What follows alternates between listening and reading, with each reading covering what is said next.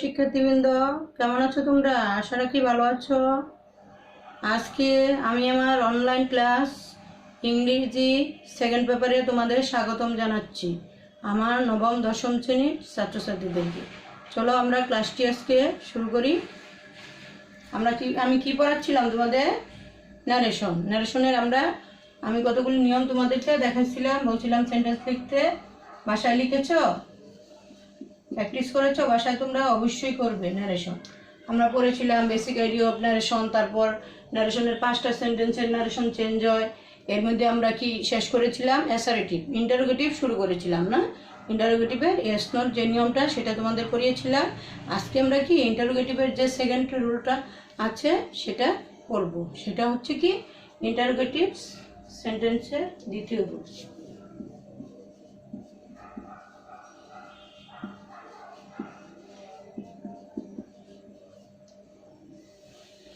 Interrogative সেন্টেন্সের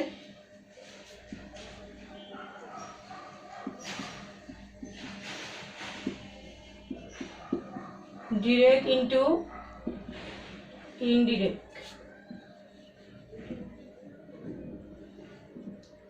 indirect আজকের আমাদের আলোচনার বিষয়। দেখো, আজকে আমরা দ্বিতীয় যে ইন্টারোগেটিভের নিয়মটা করব সেটা হচ্ছে কি ইন্টারোগেটিভ সেন্টেন্স। আমরা জানি যে সেন্টেন্স দ্বারা কোনো প্রশ্ন জিজ্ঞাসা করা হয়, সেই প্রশ্ন জিজ্ঞাসা করাগুলো একটা হচ্ছে ইয়েস নোর নিয়মটা আমি তোমাদের দেখাচ্ছিলাম এবং সেন্টেন্সও তোমাদের করতে বলছিলাম। আজকে যেটা করব সেটা হচ্ছে ডব্লিউএস কোশ্চেন। এই ডব্লিউএস কোশ্চেনগুলি কোথা থেকে হয়? সেগুলো হচ্ছে কি, সেগুলো হচ্ছে প্রোনাউন, অ্যাডজেক্টিভ, অ্যাডভার্ব। সেগুলো তোমরা পার্শ্ব বিশ ভালো করে পড়ে থাকলে বুঝতে পারবে। এই ডব্লিউএস কোশ্চেন দিয়ে যখন ইন্টারোগেটিভ হয় তখন কি হবে? এইগুলি থাকবে।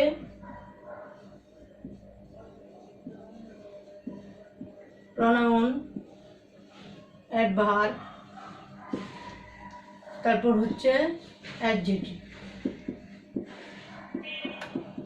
এই তিনটির আওতাধীন হচ্ছে এই ডব্লিউএস কোশ্চেন। যেমন উদাহরণগুলি আমি একটু লিখি। Where, what, what, whose, why, which,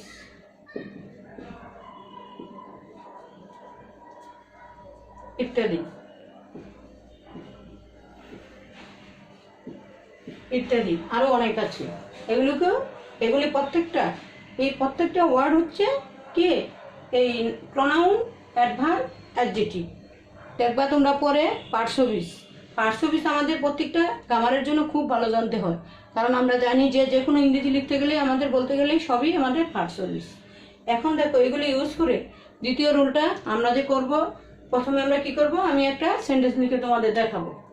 দেখো, প্রথমে আমি একটা ডিরেক্ট ন্যারেশন লিখতেছি। ডিরেক্ট ন্যারেশন লিখলাম।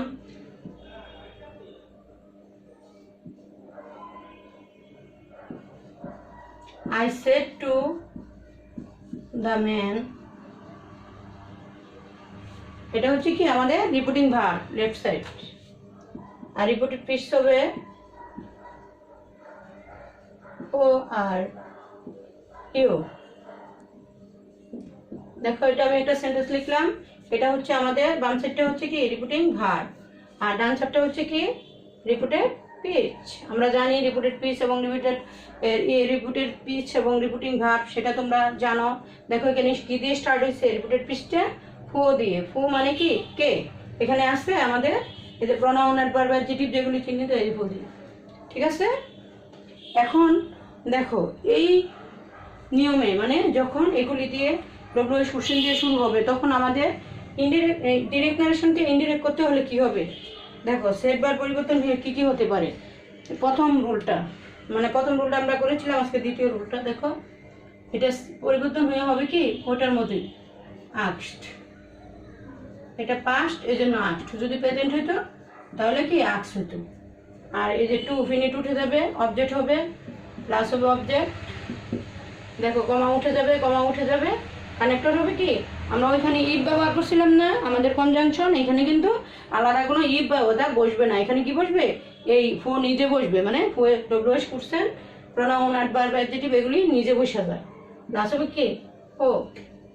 তারপর স্বাভাবিক নিয়ম অনুযায়ী প্রতিটা সেন্টেন্সের আমি বলছিলাম কি যখন ইনডিরেক্ট হয় তখন কি হয়, তখন সাথে সাথে সেন্টেন্সটা কিসে পরিণত হয়, অ্যাসার্টিভে পরিণত হয়। এর জন্য সাবজেক্ট, তারপরে হবে ভার্ব, তারপর ডট, এই যে এই প্রশ্নগুলো উঠে যাবে, কমা উঠে যাবে। এখন দেখো এটা যদি আমরা ইনডিরেক্ট করি, এটা রুলস অনুযায়ী, এটা রুল অনুযায়ী করলে দেখো আই সাবজেক্ট সেড, এটা পাস্ট টেন্সে আছে না, কি হবে আই আস্কড, টু উঠে গেল দ্য ম্যান, কানেক্টর হবে কি এখানে হুই বসবে, ইফ কিন্তু বসবে না, আলাদাভাবে আর কোনো কানেক্টর বসবে না। ও এটা আমাদের কোন টেন্সে আছে দেখতে পাচ্ছো তোমরা, ভার্বটা দেখতে পাচ্ছো, এটা হচ্ছে কি আর, তাহলে এটা প্রেজেন্টে আছে, আর আমাদের রিপিটিং ভার্বটা কিসে আছে, পাস্টে আছে, আর রিপিটেড পিসটা আছে প্রেজেন্টে। এখন এটা কি হবে, অনুরূপ পাস্ট টেন্সে পরিণত হবে না, সেটা তালিকা আমি তোমাদের লিখে দিচ্ছি। আগে আমরা সাবজেক্ট আনবো, ইউটাকে আমাদের সাবজেক্ট আমি লিখে দিয়েছিলাম, পার্সন পরিবর্তনে তোমাদের সেকেন্ড পার্সন হইলে রিপিটিং ভার্ব রিপিটেড পিস কিসের সাথে হবে, চেঞ্জ হবে, এই রিপিটিং ভার্বের অবজেক্টের সাথে চেঞ্জ হবে। তাহলে এই ইউটাকে সেকেন্ড পার্সন না, এই অবজেক্ট হচ্ছে ডিম্যান, তাহলে কি হবে হি, ডিম্যানের জায়গায় আমরা কি বসাবো, প্রনাউন বসাবো ফো হি, আর আরে পাস্ট কি হবে ওয়াচ। ঠিক আছে, এটি হচ্ছে দ্বিতীয় রুলটা। দেখো এটা প্রতিটা একই রকমের হবে, আমি তোমাদের সুন্দর করে এটা রুল রেখে দিচ্ছি এবং আরো কিছু সেন্টেন্স বোঝাচ্ছি। বুঝতে পারছো তোমরা কিন্তু খাতা কলম নিয়ে বসো, খাতা কলম নিয়ে বসে লিখতে হবে কিন্তু, এবং প্রতিটা সেন্টেন্সের 20 থেকে 25টি করে সেন্টেন্স তোমরা নিজেরা প্র্যাকটিস করবে, ডিরেক্ট ইনডিরেক্ট না, কিন্তু প্যাসেজ নারেশন পারবা না। প্যাসেজ নারেশন তারাই পারে যারা সেন্টেন্স নারেশনকে ভালো করে আয়ত্ত করে। এখন দেখো এটা স্ট্রাকচারটা হবে এরকম, এটা স্ট্রাকচারটা হবে এভাবে, আমরা শর্টলি লিখি রিপোর্টেড স্পিচ, যদি ডব্লিউএস লিখলাম সংক্ষেপে, ডব্লিউএস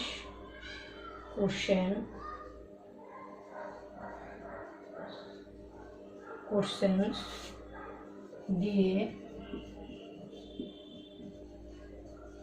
শুরু হয়, তবে ডিরেক্ট ন্যারেশনকে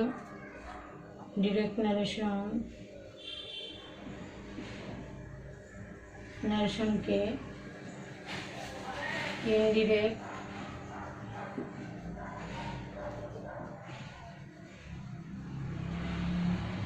ন্যারেশন করতে হলে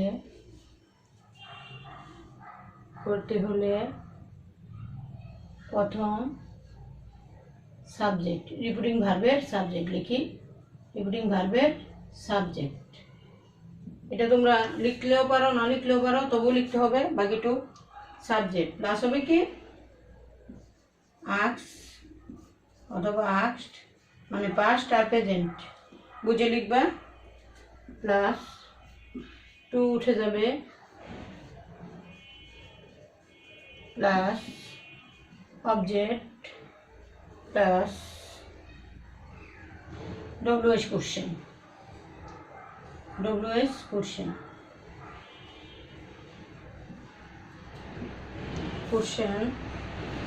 প্লাস রিপিটেড পিসের সাবজেক্ট প্লাস ভার্বটা কিভাবে হবে, ভার্বটা হবে রিপিটিং ভার্বের কি টেন্স অনুযায়ী। দেখো এখানে আমরা কি করেছিলাম, এটা ওয়াজ হয়ে গেছিল। এখন দেখো এটা স্ট্রাকচারটা আমি আবার বুঝিয়ে দিচ্ছি তোমাদের। এখানে রিপিটেড পিস যদি ডব্লিউএস কোশ্চেন দিয়ে শুরু হয়, তবে ডিরেক্ট ন্যারেশনকে ইনডিরেক্ট ন্যারেশন করতে হলে প্রথমে রিপিটিং ভার্বের সাবজেক্ট। এই যে আমরা প্রথমে রিপিটিং ভার্বের সাবজেক্ট লিখছিলাম, মুছে ফেলছি কিন্তু। তারপর দেখো সাবজেক্ট প্লাস তোমাদেরকে এখানে আক্সটা ছিল, ওই জন্য আমরা আক্সট বসাইছিলাম সেটের পরিবর্তে। প্রেজেন্ট হলে তোমরা আক্স বসাইবা। প্লাস টু উঠে যাবে, এফিনিটে টু কি উঠে যায়। তারপর কি হয় দেখো, অবজেক্ট। অবজেক্ট আছে না একটা, দি ম্যান, সেটা আমরা লিখছিলাম। অবজেক্ট প্লাস হবে কি ডব্লিউএস কোশ্চেন, মানে আলাদা ইফ হবে না, এখানে ডব্লিউএস কোশ্চেনই কনজাংশন হিসেবে বসবে। প্লাস হবে কি রিপিটেড পিসের সাবজেক্ট। রিপিটেড পিসের সাবজেক্ট কি এই ইউ, ইউটা এই কার সাথে চেঞ্জ হয়েছিল, এই অবজেক্টের সাথে। দেখো তারপর হবে ভার্ব, মানে ভার্বটা কিসে পরিণত হবে, এটা কোন টেন্সে আছে সেই অনুযায়ী পরিবর্তন হবে। ঠিক আছে শিক্ষার্থীরা, মনোযোগ দিয়ে এর উপরে অনেকগুলি সেন্টেন্স লিখবা। যত সেন্টেন্স লিখতে পারবা ডিরেক্ট থেকে ইনডিরেক্টে, তত সহজে এই ব্যাপারটা ভালো করে বুঝতে পারবা। এটা কিন্তু অনেক ইম্পর্টেন্ট রুলস, দুইটাই ইম্পর্টেন্স।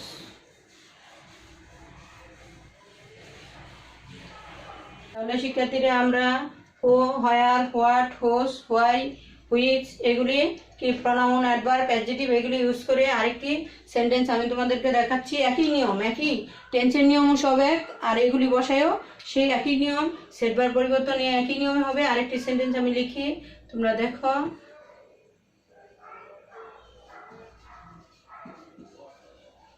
দেখো রিপিটিং ভার্ব লিখছি, mother said to me.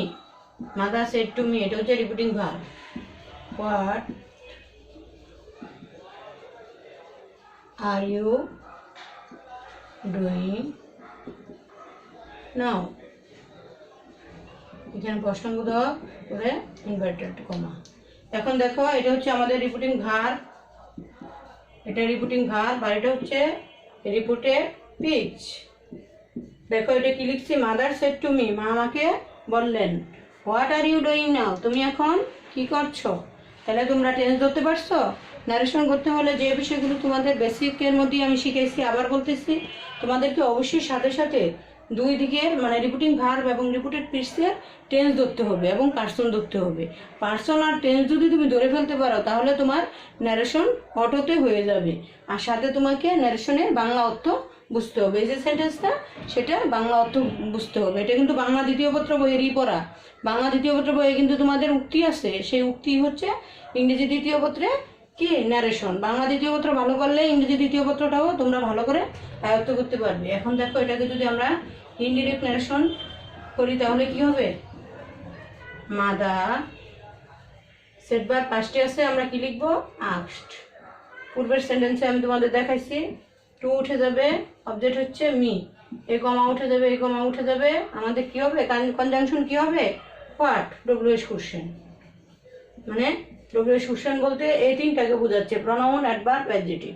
What, আর পরবর্তীতে আমরা কি বলছিলাম, আমাদের রিপিটেড স্পিচের যে সাবজেক্ট আছে সেটাকে আমরা খুঁজবো, এবং সাথে সাথে কনজাংশনের পরেই আমাদের কি বসবে, বসবে হলো সাবজেক্ট। এই আমাদের সেকেন্ড পার্সন আছে না সাবজেক্ট, কার সাথে চেঞ্জ হয়, পার্সন পরিবর্তন ধরতে পারছো, এই যে অবজেক্টের সাথে চেঞ্জ হবে। অবজেক্টটা কি এখানে মি, তাহলে এই মিকে কাকে বোঝাচ্ছে, এখানে যদি মিউ নাও থাকে, যদি অবজেক্ট নাও থাকে, তখন তোমাদেরকে অবশ্যই আমাদেরকে কাকে ধরে নিতে হবে, নিজেকে ধরে নিতে হবে, মিকে ধরে নিতে হবে। তাহলে কি হবে, মেয়ের সাবজেক্ট কি আই, আই। তাহলে এটা কোন টেন্সে আছে বুঝতে পারছো, what are you doing now, তুমি এখন কি করছো। তাহলে বর্তমানে চলমান এমন কাজ বোঝাইলে কোন টেন্স বুঝতে পারছো, এম ইজার এবং মেন ভার্বের সাথে কি এখানে আইএনজি যুগ। এটা কি, এটা কিসের রূপ, এটা অবশ্যই প্রেজেন্ট কন্টিনিউয়াসের রূপ। আর আমাদের রিপিটিং ভার্ব এখানে কি পাস্ট টেন্সে আছে, এই জন্য এটা অনুরূপ কোন টেন্সে পরিণত হবে, পাস্ট কন্টিনিউয়াসে পরিণত হবে। হোয়াট আই কি হবে ওয়াচ, তারপর ডুইং নাও থাকলে কি হয় দেন। ঠিক আছে, mother asked me what I was doing then, মা আমাকে জিজ্ঞাসা করলেন, আমি তখন কি করতেছিলাম। ঠিক আছে, বুঝতে পারছো। এরকম প্রতিটা ডব্লিউএস কোশ্চেন ব্যবহার করে তোমরা সেন্টেন্স লিখবে, এর উপরে 25টা সেন্টেন্স তোমরা বানাবে, ডিরেক্ট বানাবা এবং ইনডিরেক্ট করবা। ঠিক আছে, which book do you want, where are you going now, এই ধরনের সেন্টেন্স লিখে লিখে তোমরা প্র্যাকটিস করবা। ঠিক আছে, তাহলে আমাদের ইন্টারোগেটিভ কিন্তু এই দুইটা নিয়মের ভিতরেই, এর জন্য আমরা ইন্টারোগেটিভ থেকে বিদায় নিচ্ছি। আবার যখন প্রেজেন্টেশন করবো তখন তো আবার নতুন করে হবে, করতে গেলে এইগুলি লাগবে। এর জন্য বেশি বেশি করে প্র্যাকটিস করবা, সেন্টেন্স ডিরেক্ট লিখবা, ইনডিরেক্ট করবার সাথে সাথে। নিজেরা যত সেন্টেন্স লিখতে পারবা ফ্রি হ্যান্ডে তত কিন্তু পারবা, বই ভিত্তিক হলে কিন্তু পারবা না। শুধু বই দেখে দেখে কিন্তু গ্রামার শেখা যায় না, গ্রামারটা হচ্ছে সম্পূর্ণ প্র্যাকটিক্যাল। যত প্র্যাকটিক্যাল ভাবে শিখতে পারবা তত তো আদায় থাকবে। আর যদি বই দেখে দেখে দুইটা নিয়ম মুখস্থ করো, এতে কোনো কাজে লাগবে না ভবিষ্যতে। এখানে দেখো আজকে আমরা এখন একটু আগাই, ঠিক আছে? আমি এখন তোমাদের কি আমাদের অ্যাসারেটিভ গেল, ইন্টারোগেটিভ গেল, এখন আমি তোমাদেরকে কি নিয়ে আলোচনা করব? ইম্পারেটিভ। 3 নম্বরটা ইম্পারেটিভ না? ইম্পারেটিভের একটা নিয়ম আজকে দেখাবো, ঠিক আছে? একটু দেখাই। এখন দেখো ইম্পারেটিভ সেন্টেন্স কাকে বলা? তোমরা সবাই জানো ইম্পারেটিভ সেন্টেন্সের সংজ্ঞাটা কি, যে সেন্টেন্স দ্বারা কি আদেশ, উপদেশ, অনুরোধ ইত্যাদি বোঝায়, সেটা হচ্ছে ইম্পারেটিভ সেন্টেন্স। ইম্পারেটিভ সেন্টেন্সের কিন্তু 5 থেকে 6টা নিয়ম আছে, রুলস অনেক বেশি। ইম্পারেটিভ সবচেয়ে বড়, ইম্পারেটিভটা অনেক সুন্দর শিখতে হয়। ইম্পারেটিভ থেকে পরীক্ষায় অনেক আসে, প্রেজেন্ট নারেশনে থাকি ইম্পারেটিভ। আমরা আজকে নিয়মটা আমি দেখাবো, প্রথম নিয়মটা তোমাদের ইম্পারেটিভের।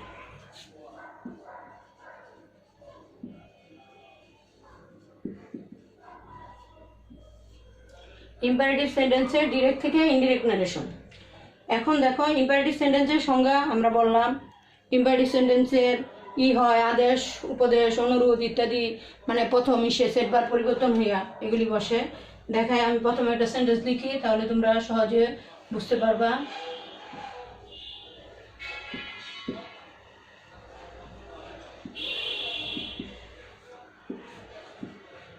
Teacher said to the students.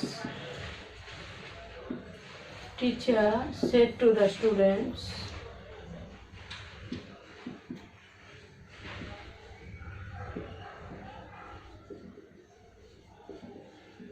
go out at once.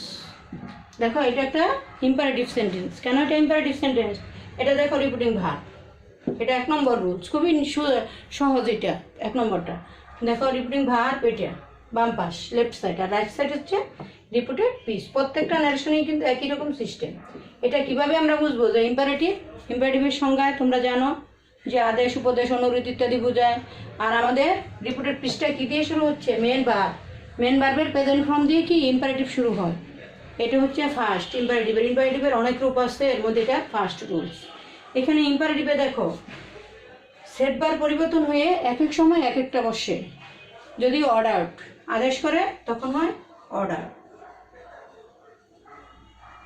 Order হয়। পাস্ট হলে কি ইডি হবে না, সাথে আর কি প্রেজেন্ট হবে। তারপর দেখো হয় কি রিকোয়েস্ট, তারপর হয় কি কমান্ড। পাস্টগুলি আমি লিখতে সিডি হবে না যদি আর কি প্রেজেন্ট হয় এরকম। তারপর হয় অর্ডার, রিকোয়েস্ট, অ্যাডভাইস, অ্যাডভাইসড ইত্যাদি। টেলও হয়, টেল টোল্ডও হয় ইত্যাদি হয়। ব্যাগও হয়, এটা হয় ব্যাগ। দেখো এগুলি হচ্ছে সেট বার পরিবর্তন হয়ে হয়। কিন্তু কিভাবে হয় এই সেট বার পরিবর্তন হয়ে এই ওয়ার্ডগুলি? এগুলি কিসের ভিত্তিতে হয় সেটা সম্পূর্ণ তোমার কি এই রিপিটেড পিসের সেন্টেন্সের উপরে এটা নির্ভর করবে। রিপিটেড পিস দিয়ে যদি তুমি দেখো যে রিপিটেড পিস দ্বারা কি রিপিটিং ভার্ব, যে কথা বলতেছে রিপিটিং ভার্বে, যেমন teacher said to the students, শিক্ষক ছাত্রছাত্রীদেরকে বললেন গো আউট অ্যাট ওয়ান্স, এই মুহূর্তে বাইরে যাও। এর দ্বারা কি বোঝাচ্ছে? আদেশ বোঝাচ্ছে। বুঝতে পারছো? আদেশ হইলে আমরা বলছি সেট বার পরিবর্তন হয়ে কি হবে? অর্ডার। এখন দেখো এটাকে যদি আমি ডিরেক্ট নারেশন থেকে ইনডিরেক্ট করি তখন কি হবে? ইনডিরেক্ট করলে দেখো টিচার, টিচার কি হবে? Order, order. টিচার কি হবে? Order the students, order the students, to উঠে যাবে, বুঝছো? স্টুডেন্টস, আর এখানে কমা উঠে যাবে, কমা উঠে যাবে। ওইগুলির মানে নিয়ম যেরকম ছিল ওইরকমই। দেখো কানেক্টর হবে কি এখানে টু, টু এখানে ফিনিটও বলা যায়, ফিনিট হয়ে বসবে, ফিনিট মানে টু ফিনিট মুড হয়ে বসবে, টু বসবে কানেক্টর, এটার এই নিয়মটার কানেক্টর টু বসবে, to go out at once. বুঝতে পারছো? দেখো এখানে আমি কিভাবে করলাম, teacher said to the students go out at once. এখানে দেখো ইন্ডিরেক্টে করলাম টিচার, প্রথমে সাবজেক্ট বসছে, তারপর কি এটা যেহেতু অর্ডার ছিল, শিক্ষকের আদেশ, শিক্ষক কিছু বললে আমরা বেশিরভাগই আদেশ মনে করি, মা বাবা শিক্ষক। আবার কথার স্টাইল আছে, অন্য শিক্ষক শুধু টোল্ডও বলতে পারে, আবার রিকোয়েস্টও করতে পারে, এ ধরনের সেন্টেন্স আমি তোমাদের করাবো। এখন দেখো এখানে যেহেতু বলছে এই মুহূর্তে বাইরে যাও, এটাকে অর্ডার হিসাবে আমরা নিলাম, এই জন্য সেটবার পরিবর্তন নিয়ে আমি অর্ডার বসাইছি, তারপর আমরা অবজেক্ট বসাইছি, তারপর কি কানেক্টর কি বলছিলাম টু মানে ফিনিট মুড। টু এর পরে কি সবসময় কি প্রেজেন্ট ফর্ম বসে পারবে, এই যে present form go out at once. ঠিক আছে, এটা হচ্ছে ইম্পারেটিভের কে প্রথম রুলস। তাহলে এটার স্ট্রাকচারটা আমি ছোট্ট করে তোমাদের লিখে দিই। এই নিয়মের এক একটা এক এক রকম সেন্টেন্স হবে, বুঝছো? পরবর্তী ক্লাসে আমি আরও এটার ডিটেলস তোমাদের দেখাবো, প্রতিটা ইসের একটা একটা করে সেন্টেন্স দেখাবো। এটা স্ট্রাকচারটা হবে এরকম, স্ট্রাকচারটা হবে প্রথম রুল, এটা ফার্স্ট এটা ফার্স্ট স্ট্রাকচার, এটা প্রথম সাবজেক্ট প্লাস হবে কি সেট পরিবর্তন হইয়া, সেটের পরিবর্তে কি হবে অর্ডার, ওই যে আমি যা যা লিখছি টোল্ড, রিকোয়েস্ট, প্রেজেন্ট হলে প্রেজেন্টে হবে, আর কিন্তু কমান্ড কখন হয় শুধু সেনাবাহিনীদের ক্ষেত্রে কি কমান্ড হয়, কমান্ডেরও দিতে পারো পাস্ট। তারপর উপদেশ দিলে কি হয় অ্যাডভাইস হয়। আর নর্মালি কোনো কথা বললে টেল বা টোল্ড হয়। আর যখন কি রিকোয়েস্ট কখন হয়, যখন অনুরোধ করে কিছু বোঝায়। ঠিক আছে, এটা হচ্ছে তোমাদের এই প্রথম নিয়মে ইম্পারেটিভের রুল। আমি আরেকটা সেন্টেন্স দেখাই দিই, এর উপরে স্ট্রাকচারটা লিখেছো তোমরা, খাতা কলম নিয়ে বসছো তো অবশ্যই কিন্তু স্ট্রাকচার মনে রাখবে, খাতা কলম নিয়ে বসবে এবং প্রতিটা নিয়মের অনেকগুলো সেন্টেন্স করবা, 20 থেকে 25টা আমি কিন্তু বলে দিই। স্কুল পরে কিন্তু খোলার পরে কিন্তু আমি খাতা দেখবো লিখছো কিনা, প্রেজেন্টেশন পারবা না যদি সেন্টেন্সেশন ভালো করে না করো। দেখো আর একটা সেন্টেন্স লিখি,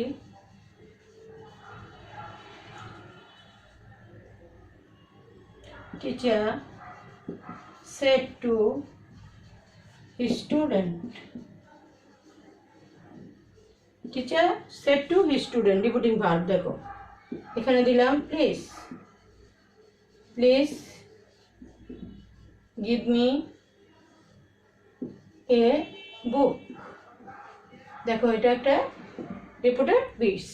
শিক্ষক তার ছাত্রকে বললেন প্লিজ গিভ মি এ বুক, অনুগ্রহপূর্বক একটি বই দাও। ঠিক আছে, এটা দিয়ে যখন দেখবা যে তোমার রিপোর্টেড পিসে, আমি আগেই কিন্তু স্ট্রাকচার বলার সময় এটা তোমাদের বলছি যে তোমার রিপোর্টেড পিসের দিকে তোমরা তাকাইবা যে তোমার এই সেটবার কি শব্দ নিয়ে ধারণ করবে, কি শব্দটা হবে। এখানে দেখো প্লিজ আছে, এর জন্য এটা কি অনুরোধ করছে শিক্ষকও কিন্তু যে কোনো ব্যাপারে তোমাকে অনুরোধ করতে পারে। ঠিক আছে, এটা ইনডিরেক্ট কি হবে টিচার, কি হবে যখন প্লিজ থাকবে তখন রিকোয়েস্ট, এটা পাঁচটি আছে এই জন্য রিকোয়েস্টে কি হবে টু উঠে যাবে,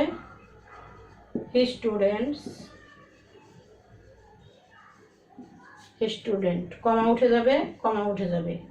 এখন কি হবে কানেক্টর হবে কি টু, মানে ফিনিট মোডও বলা যায় এটাকে, টু গিভ।